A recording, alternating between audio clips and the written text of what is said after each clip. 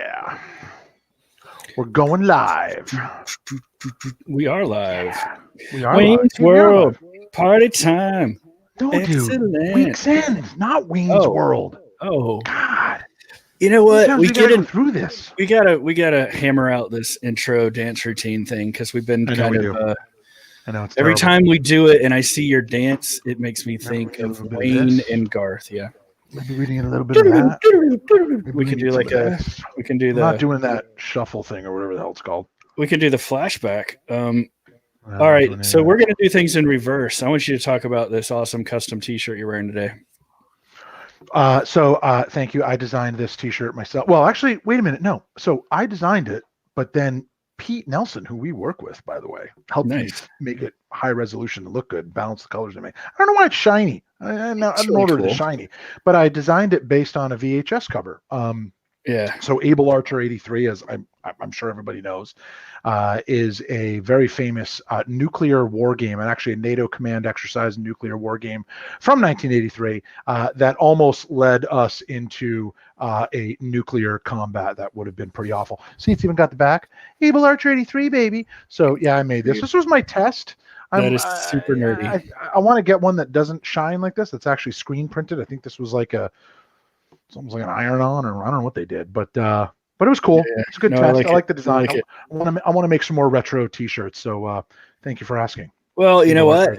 Let us know, folks. I think we need a Week's End merch store and get some cool designs going. That would be neat. I've always wanted to be a T-shirt person. I think we do. Because I buy a lot of them. But I always think, those designs are cool. All right. So welcome back to the show, everybody. We have been getting ready for the new year, and now it's almost February already, but we wanted to let you know that we've got some cool guests lined up. I'm really excited about our guest next week. We're going to reveal our special guest on Monday, so stay tuned for that. But today Biden's on, and then really? Harris. I heard we were going to that's fact. That's fact. I heard we were going to have sorry for spitting out my gum. Other person. I want to show everybody something really quick. Show us. Showing the screen. What are you going to show us? Well, here's the thing. I don't know if you have been on the internet in the last couple of days. But for God's sakes. The only thing that I have been doing is looking at Bernie memes. Doing your job. You know what? I watched the inauguration. That was nice. Lots of good performances, very uplifting. Yes, a lot of fireworks. You feel a sense of levity or something. Combat. Right. There was no trial by combat as predicted. However, there were mittens, and it's taken the internet by storm. So here's our lame attempt to hang with Bernie or sit with Bernie. I did a whole bunch of these. Hey, you want to know something cool? So the mittens that Bernie is wearing were designed by a woman named Jen Ellis. And Jen, I think she's at VT Awesome or something like that on I'd have to look it up. But Jen Ellis is a second grade teacher who lives in Essex Junction, Vermont. She is also a 5-year alumni of Camp Dakota, the camp that I do all the volunteer work for. So wow, she is a little bit of a camp celebrity now. So I'm sure we're going to have to give her some sort of Mittens award. So I was ribbing you on Twitter about being an avant-garde, thrifty northeasterner with your style, but you have a legit connection to. I have a legit connection. So I guess she gave them to him as a gift or something. And he was like, cool. So I guess his reaction to this whole thing, because at one point I asked on Twitter, I was like, do you guys think he knows this is happening? And of course he knows. I mean, obviously he's got a staff that briefs him. But to the degree at which it has exploded, I didn't know. I seriously doubted. Well, I didn't know. I mean, this feels like one of those memes that you put out your Twitter poll, how long is this going to last? 2 days, 2 weeks, or forever. I think it's got some longevity. I think the people that chime in at Graeme Nose. I want to know what you think. Yeah, chime in at Graeme Nose. I think it's got longevity, and I think the people that are saying they're tired of it are kind of missing the point. So I got to be honest with you, I'm tired of it, and I'm not missing the point. I mean, I love it. I think it's cute. I think it was hilarious that he showed up and I actually think he could have tried a little harder to look good and maybe look like he kind of was having fun or cared that history was being made, but whatever. Yeah. So if he came as a sort of, crotchety old man waiting in line at the post office, that's fine. So I guess it's very on brand for Bernie. I don't really know Bernie, but that's cool. Well, but my thing is like, I made a comment at one point last night that, and I'm serious about this. Let me see if I can find it. Because it's not that it's not fun or I'm missing it. It's that it just kind of like it's all encompassing. I almost wish that there was one reliable hashtag attached to it so you could just mute it for a day, because it's like now I find every image I'm looking at 9 out of 10 are either obviously Bernie memes, or it's like the 10th that doesn't have like I'm looking for Bernie. So I've become like a Bernie paranoid person. But this is what I said last night. Someone someday will title their thesis Deconstructing Bernie Mittens: the process of variation, mutation, competition, and inheritance, and how they influence a semi-political meme's reproductive success. So I'm serious. Someday someone is going to study this and try to figure out what the hell happened. But by all means, I mean, I love memes and I love having fun with this stuff, but it just feels like it's like too much too quickly. But I guess if we're all having sort of a collective sigh and having fun with each other and venting off the steam of what we experienced in the past, and it turns into this, cool. Absolutely. Cool. And that's what I'm getting at, is that if everybody from like the pizzeria down the street on their Facebook all the way to like, Katie Sackhoff and whoever, like it is all encompassing. And honestly, okay, if it only lasts a day or more, that's fine. But I think it's been neat. I believe the Bernie memes will unite us. Shh, teacher. I don't know. I can't. I'm not going to go on with that. But the point is that it's a bizarrely uniting thing with like, I mean, I'll tell you who's cracking me up is Jake Tapper. Yeah. Who is normally a very kind of serious person, from CNN and everything. I respect Jake a lot. But I think Jake has lost his mind. Like he has literally gone completely batshit crazy with Bernie memes, and it's really, really funny. Yeah. So anyway, you know what? I'm gonna allow it. I'm gonna allow it because here is the thing. Like I think everybody is. I think a lot of people are. The people that are not watching certain news channels are taking a moment to have a sigh of relief or a moment of levity because here's the thing. I'm wearing the Avett Brothers shirt here. They have a lyric that says, "You like them when your life is not changed by the man that's elected." Right? That's a famous lyric of theirs. And the point is, like, nothing changed other than we've got some new people in charge. They've still got a long road to hoe, right? Like we have got a lot of hard work ahead of us. And the people that are asking for, or calling out their failure on day one or something is just, that's what's got me sick about it all. But let's not dwell on that. Let's talk about TV because I don't know about you. We're talking about TV. Telly. I have been watching The Stand. You have been watching The Stand, I think, or not. I have been. I am totally caught up. So spoilers, folks, if you are watching The Stand, I don't think we're going to reveal anything. No, I'm not even going to talk about. Let's not talk about last night's episode, but the first 4 episodes, we actually got into New Vegas, and I don't know, man. The quality is far more gratuitous than I thought it would be, and I like how they've embraced that. They like went crazy with it. It's very, intense. Yeah.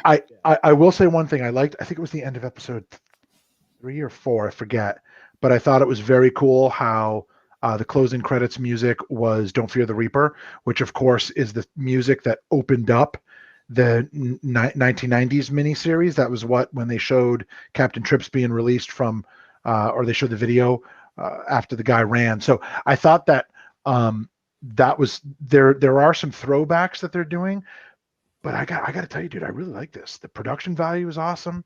The casting is excellent. I mean, Whoopi Goldberg was born for 2 roles in her life: Guinan and Mother Abigail.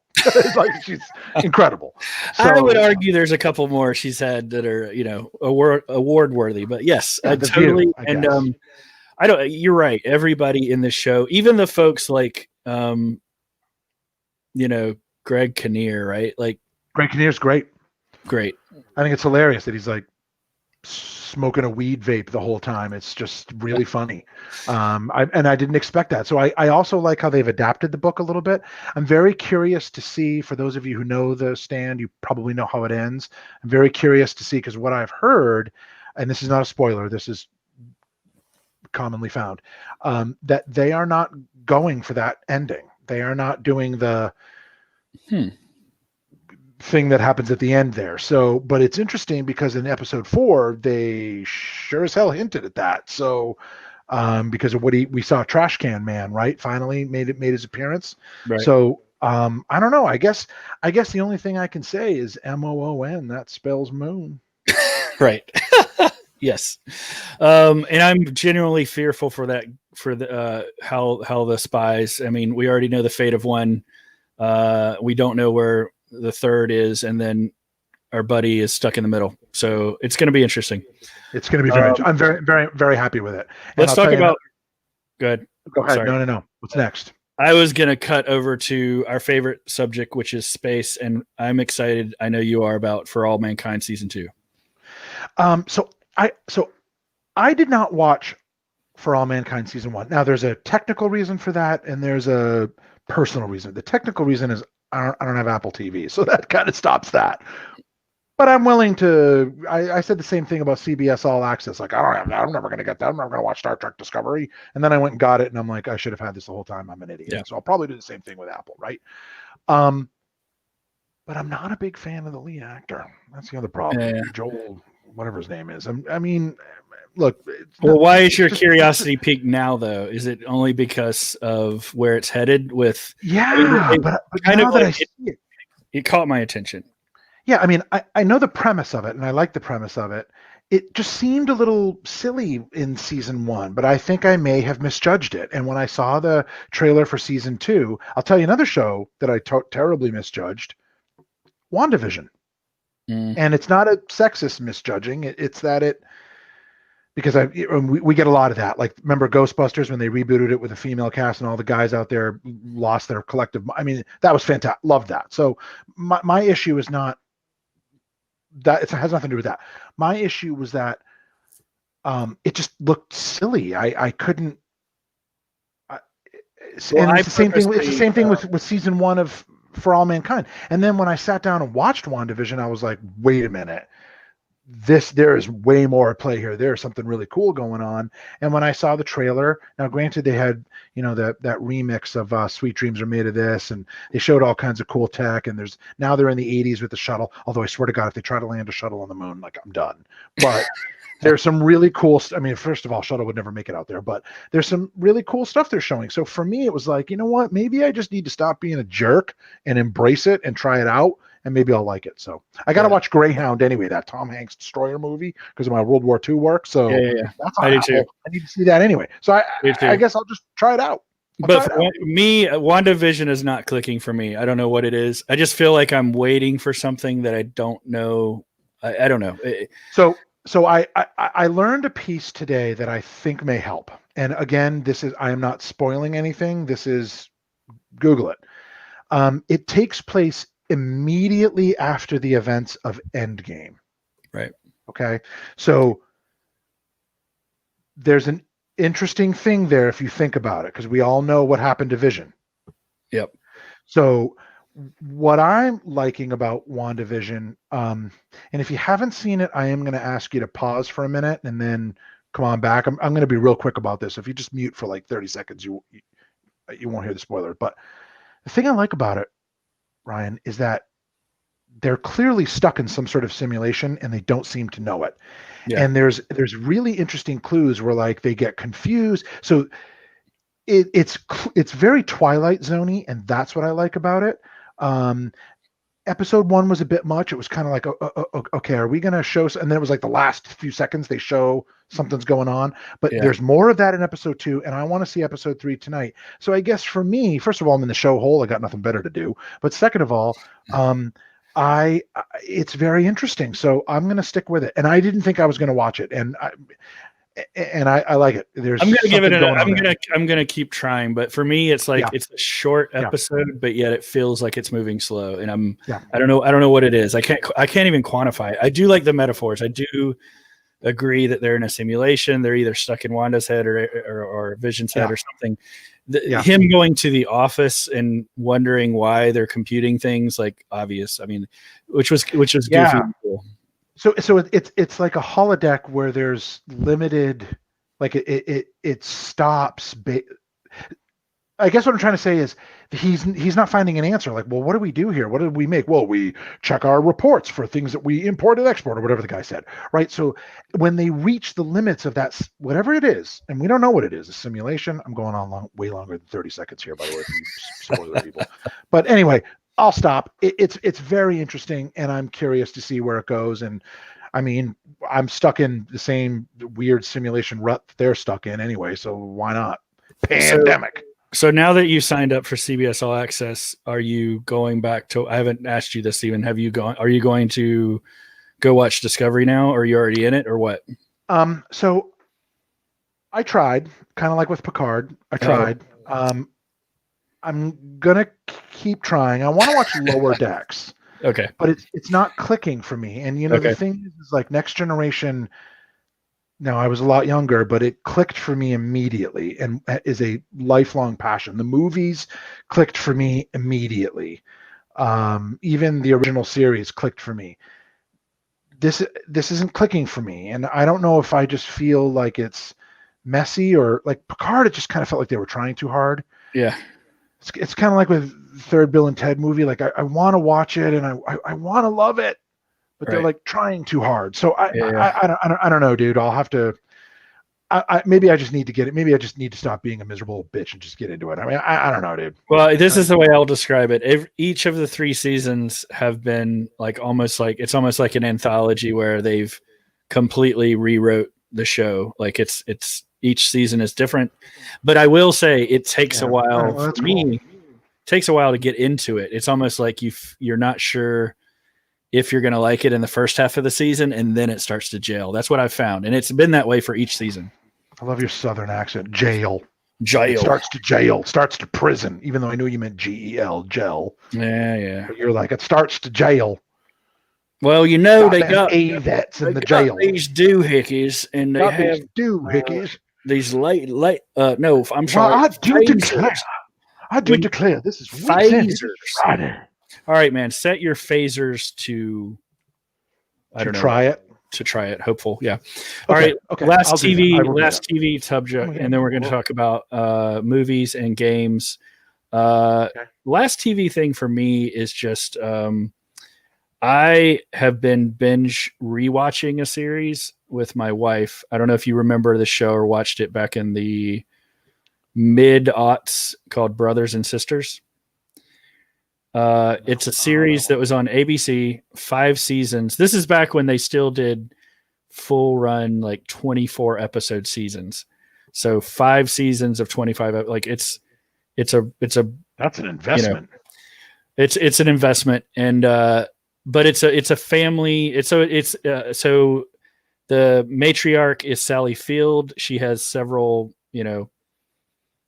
children, and it follows. Yes, it follows, I do know what you're talking about. Basically, the pitch is what's his name? Scarrett was the Tom father. Skerritt. Yeah, Tom Skerritt. He was the patriarch. He dies in the first episode, and it turns out he had all these secrets, and it's really cool. And it also it has Rob Lowe in it, which is my wife. I found still has a thing for him. And some other good stuff, but it broke boundaries with having a gay couple married on screen, all that, and just all we need more of that. Well, right, but I love the fact that we're seeing diversity and gay couples and all kinds of stuff in advertising. I look back at just the timing of that show was right after 9/11. Yeah, it touched on the military. Serving your country, how do you get along, the politics of it all. So I found it's a good show, and we like it as a guilty pleasure, but I found that it's interesting to put it against what's happening with political discourse right now. Sure. It's kind of interesting. So before we move off of TV, just a couple of others. I have to go for it. Brag about how much I love Netflix, right? I mean, well, it wouldn't be week's end without me pitching Netflix. I was gonna we're not gonna get our sponsorship dollars this week if you don't say something. Exactly. So a couple of things that we've watched recently that we've loved is seriously, I'm not joking. Bridgerton is magnificent. Some pretty hefty sex in it. So warning to those of you who may want to watch this with your teenage children. It's hefty a bit much. Sex. Okay. But we loved Bridgerton. Glad to hear that it has been renewed for a second season. They're going to start production in the spring. Fantastic show. Beautiful. Very diverse. I wouldn't say very. I would say interestingly diverse. And they explain that. So highly recommend that you watch Bridgerton. I think you guys, you'd love it. The other thing is Night Stalker, about the Night Stalker serial killer in the 80s. One of the best produced documentaries. Now, Ryan, the secret to life is find someone who loves you as much as Netflix loves showing you murders, right? And Netflix loves showing you murders. So, Daniel, I have not seen Derry Girls. I will have to put that on the list. All right, if I'm gonna put Bridgerton on my list, you have to put Derry Girls on your list. Derry Girls. It is amazing. Thank you, Daniel, for bringing that up. Yeah, on the list. So it is something that. So the weird thing about me is that I'm the sci-fi nerd and I like a certain style of show. My wife is the polar opposite of me. So when we find things that we can watch together, it's kind of like magic, right? And Derry Girls is it's like a sitcom, but it's set in like, I don't know the exact year, but it's girls who are in a Catholic school in Ireland, like when the IRA, terror stuff is going on. Oh, you know what? That's great. My stepson and his fiance is Irish. Her family emigrated here, but that sounds great. So I will definitely take a look at that. It is hilarious. If you can and for me, I just like to sit and listen to just listen to them talk. It's just so that is on the list. Right now we're working our way through The Confession Killer, which is also good. Another murder show. I do not condone murder. I just want to be clear on that, but I love to watch shows about it. But yeah, man, Bridgerton, Derry Girls, what do we got there? Night Stalker, Confession Killer. There's some really great content. I mean, we just keep discovering amazing shows. The thing that I also will say about like Night Stalker is I haven't watched it, but I've heard of it. And so the other thing with my wife is that she will not watch horror or any show that has like blood, literally like blood on the screen, like doesn't want to see it. And yet she's found that she's become obsessed with studying cults and with like Small Town Murder is her favorite podcast. So it's like she will watch like the documentary style stuff. Will not watch anything that's like, Freddy Krueger. So it's like it's a weird dichotomy of like so I got to show this. And why is that? Does she? I can't explain it. It's like a recent, like ever since we met, she's like, I will, she used to watch, she used to, okay, so check your direct messages. We've got our buddy Bob who, what did Bob send? I hope he's still on the line. This is from a few minutes ago. But, check it out, folks. He is, we have, damn you, Bob. Bernie's sitting on my shoulder here. That's a good one. So there's another one. So sitwithbernie.com is a good one. There's another one where you can put any address on the planet in, as long as it's been captured on Google Maps, of course, and it'll show Bernie there. So like I did my house and he's like on my front lawn. But you can do all sorts of ones. That was good. Thank you for sharing that, Bob. And I think so. Derry Girls is I think they've had a couple of seasons and a third season's getting ready to come out. And Peaky Blinders, we just finished that one. Oh, right. Wow. And they're finishing up with the season 6, and then story with a movie. Nice. Fascinatingly enough. So speak of the Irish, that is also an excellent show. The Irish. Okay, I think we have 2 more stories. Okay, we're gonna talk about movies, and this confused me. Please explain what the hell we are looking at. Okay. So this is Muncher. Muncher is a new ghost that will be in Ghostbusters Afterlife. Now, I am a Ghostbusters fanatic. Okay, for my money, I celebrate their entire catalog. Okay, I love Ghostbusters, so I just want to be clear on that. And I'm really excited about Jason Reitman's movie. Okay, so Ivan Reitman's son. So they're making a new movie, and this is either one of or the lead ghost in the film. Now, what I'm hoping is that we are seeing. I mean, clearly you could see from this is like a toy, or this is not film footage. I want to be clear on that. This is, I don't know what this is. I forget, but somehow this got revealed. And so my thing is like, this is not very encouraging. Like he looked like, what the hell is this supposed to be? Apparently it's got 6 arms. You can kind of see it a little bit in the trailer. I'm really excited about this movie. I'm mad that it's been bumped to November. They keep bumping this film out. Now we were supposed to have seen it by now. Now it's been bumped to November, or I think it was supposed to come out this month or next month originally. And that stinks. So I'm not happy about that. And this ghost isn't encouraging to me. It looks ridiculous. But then I realized this thought. If you had showed me a high-resolution photograph of Slimer before I ever saw the original Ghostbusters, I would have said the same thing. And you know what? I love Slimer. I know he's the ghost of John Belushi. He's supposed to be. So I mean, I still think. I mean, I don't know. I just look at this and I'm like, this looks like amateur hour to me. I can't get over that if this is what you're going to do as a reveal, or if it got leaked, or I don't know. But like, this is not how to get you hyped. Now I don't really know what it is. I agree. If the film does it the right way and it's endearing the way Slimer was, or what have you, like Slimer, then it's fine. You could tell it was fake, but it looked good, if that makes sense. So here's the other thing that I heard. It does make sense, Ryan. Here's the other thing that I heard that I found was very encouraging. Now, I understand, fathers are always proud of their sons. And when a parent sees their kids work, they're like, you did a great job, even when it's like a stick figure holding a baseball bat or whatever. But apparently, Ivan Reitman saw Jason Reitman's film, saw a first cut of it, or late cut or whatever. I mean, I think the film is done. And was overcome with emotion at how great it was and how proud he is of his son. Now, it would be one thing to say that in private, right? But it's another thing to go public with that story, because Ivan Reitman is a very, very experienced, intelligent Hollywood producer. He knows that sets a bar, that if he has said it's a good movie, it's probably it better deliver, right? And he also wouldn't be teaching his, soon to be very big deal Hollywood producing, directing, writing son if he just encouraged crap. So I'm really excited about it. I'm mad that they've moved it, but I'm excited about the film. Right, I'm done. Yeah.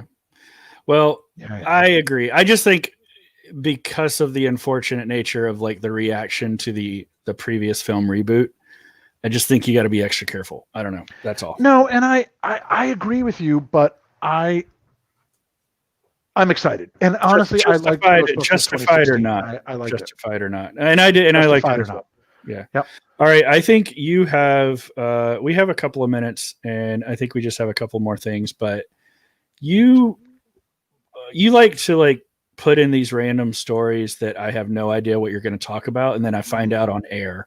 Yes. So we have one of those today, having to do apparently with pickles. I'm not sure. I'm not sure what's happening. It's not a pickle. It's a cucumber. So this is my rant of the week. I look, I don't think it's a shock that I work in marketing. I respect design. I like labels and commercials, and I look at this stuff, but this thing really bothered me. Now, this is an actual pack of cucumbers that I purchased for making a salad. I'm trying intermittent fasting and trying to lose some weight because I'm disgusting. But anyway, the point is that I don't understand what this character is. So first of all, I thought his name was Kirby Cucumber. It's not. It's Howard, and it says Howard is your pickle man. Like, what? And then it says no wax added underneath. Like, what does that mean? And what is he doing? Is he doing what is he doing with his hands? It looks like he's kind of doing a little bit of like this or like this. Or, I don't know what he's doing. Like, why does he have a mustache? How does he put his pants on? Is the pickle over his outfit, or does he wear a suit? Like, why is his head so big? Why is the stem sticking out of his head? Does that hurt? So like, why is Howard my pickle man? So is Kirby a type of cucumber? And I don't know, but it is. I will say, it's all natural. It's a product of USA. But good God, man, I don't know, dude. I'll wash before eating, but I'm definitely burning after reading. Let me put it to you that way. Okay, I'll give it that. And this automatically makes me think of Jerry Seinfeld and You Want to Be My Latex Salesman. Yeah, it's just very, very weird. Howard is your pickle man, and what is he doing? Why does he have shoes on? What's happening here? Well, I was very troubled by it. All right, Daniel's making a very valid point here, which is it's Jersey, folks. Enough said. Fair point, Daniel. Enough said. All right. Well, we're at the bottom of the hour, folks. Right. 30 minutes. Top of the hour, technically. I just got to do one quick shout out. I promise it's super quick. I have a friend named Laurie Ruettimann, and she wrote a book. She wrote a book. I know Laurie. That's great. She's famous for having a podcast called Punk Rock HR, right? And she's in human resources. And this has been a long time in the making, but it's a very easy read. It's very practical. It's very awesome. And if you know Laurie, her wit and her humor are just amazing. And she's in your face, and she's not shy about letting you know the real deal. So I recommend the book. It's called Betting on You. It's well worth your time, well worth your read. And look, it's the new year. It should be new you. And however you're going to implement your 3 words or your 1 word or your New Year's resolutions, this might be the way to do it. I'm betting on you, baby. All right. Thank you, Graeme, for an awesome show. Thank you all for watching. Bob, Daniel, the tens of other people that tuned in today. We're going to be back next Friday with a special guest that you're not going to want to miss. There may be something around carnivals involved and gaming and oh god, that's really twitching. Whatever the kids do these days. Yes. So tune in next week. We'll be revealing our special guest on Monday.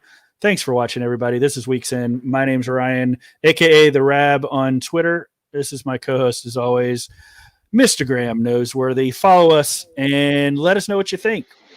What should you geek out about? What should we talk about on future episodes? We'll talk to you soon, everybody.